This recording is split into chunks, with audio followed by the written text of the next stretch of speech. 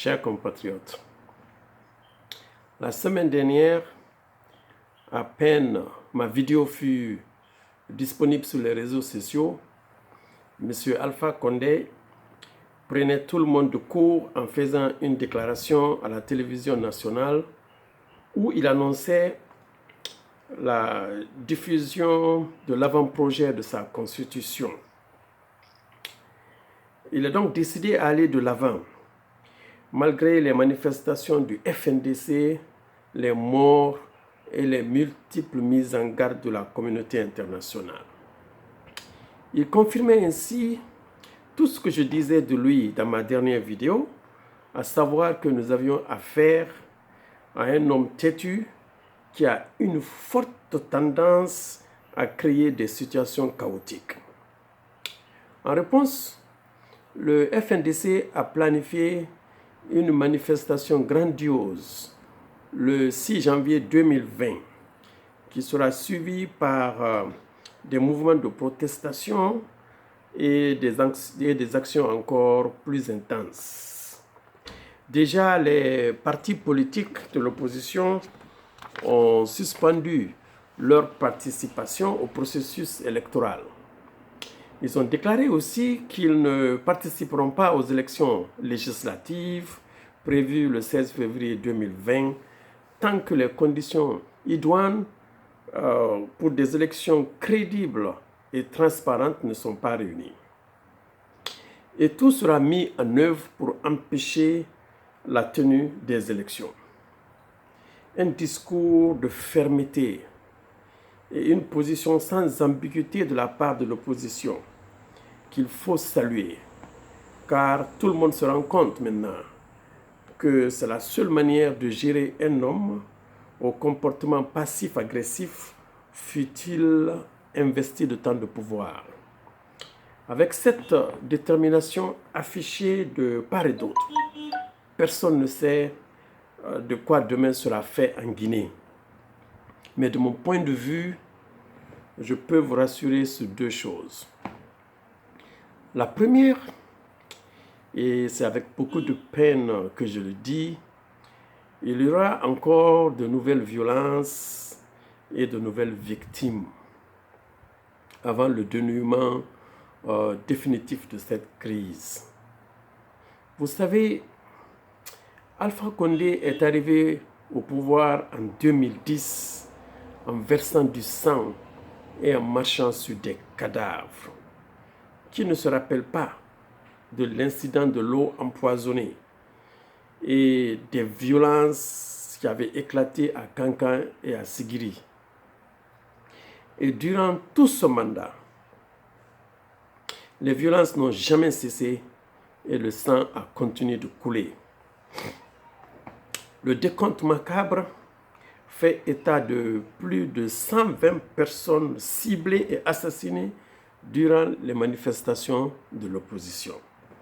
Il faut s'attendre aussi à ce que son régime finisse dans la douleur et le sang. Et malheureusement pour la Guinée et pour toutes les familles qui seront endeuillées, le nombre de victimes va augmenter. La deuxième chose sur laquelle je voulais vous rassurer, et cela je le dis avec force et conviction, Alpha Condé va perdre cette confrontation qu'il a initiée avec une large composante de la population guinéenne. J'en suis persuadé parce que, comme je l'ai dit une fois, il est du mauvais côté de l'histoire. Il se trompe d'époque. Il n'est pas en phase avec les réalités du pays.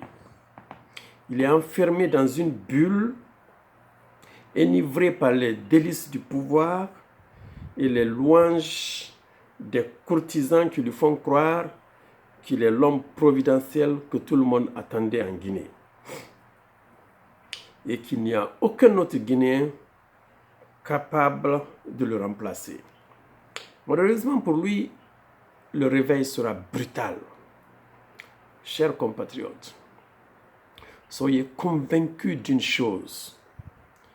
Malgré qu'il a une même mise sur toutes les institutions du pays, Alpha Condé ne pourra jamais remettre en cause le processus démocratique que de nombreux patriotes ont enclenché en 1990. Il est vrai que ce processus a été long et lent, mais il sera bientôt parachevé. Le peuple de Guinée s'est battu pour l'instauration du multipartisme en 1990 et la tenue des premières élections pluralistes en 1993. Cela avait nécessité beaucoup de sueur, de salive et de sang et des brimades de toutes sortes. Mais finalement, c'est la voix du peuple qui a prévalu et les élections ont bel et bien eu lieu.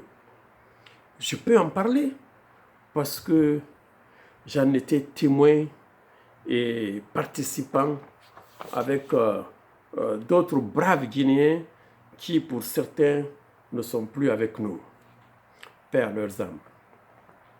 Ensuite, il a fallu se battre pour mettre en place une Assemblée nationale et plusieurs autres institutions telles que le Conseil national de la communication, la CENI, le médiateur de la République.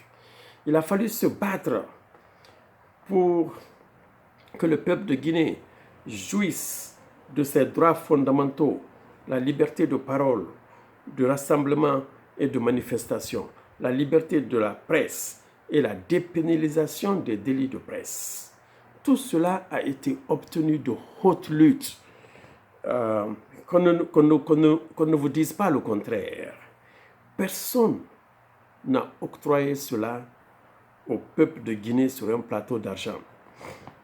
Malgré la volonté de notre peuple de préserver ses libertés chèrement acquises, il y a eu des tentatives de confiscation et de remise en cause du processus démocratique par les dirigeants guinéens.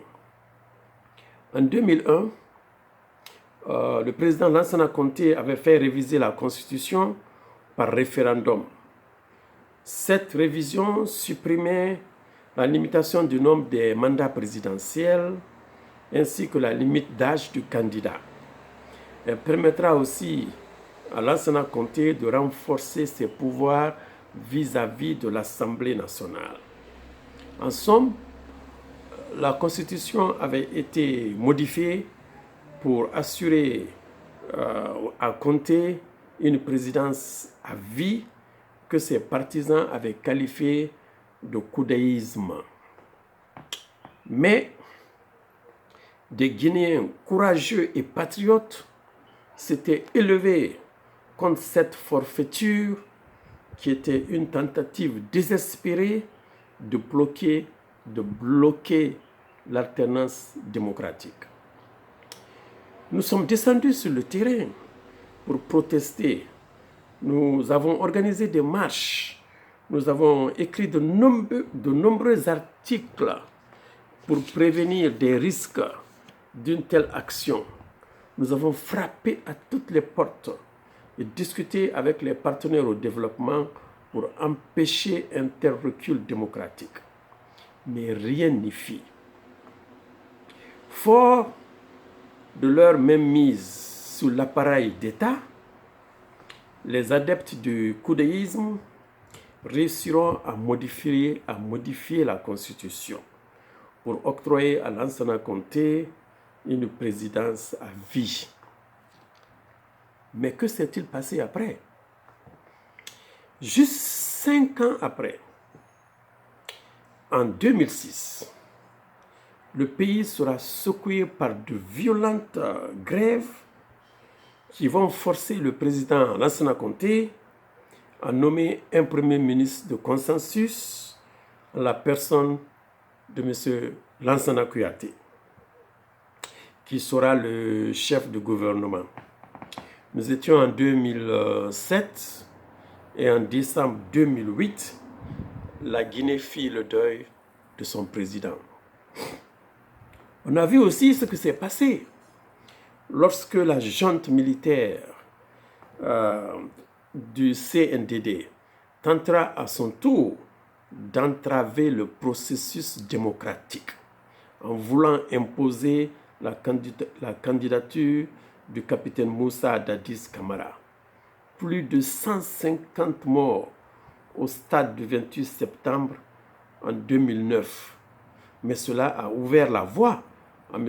Alpha Condé de briguer la magistrature suprême et pour accéder au pouvoir.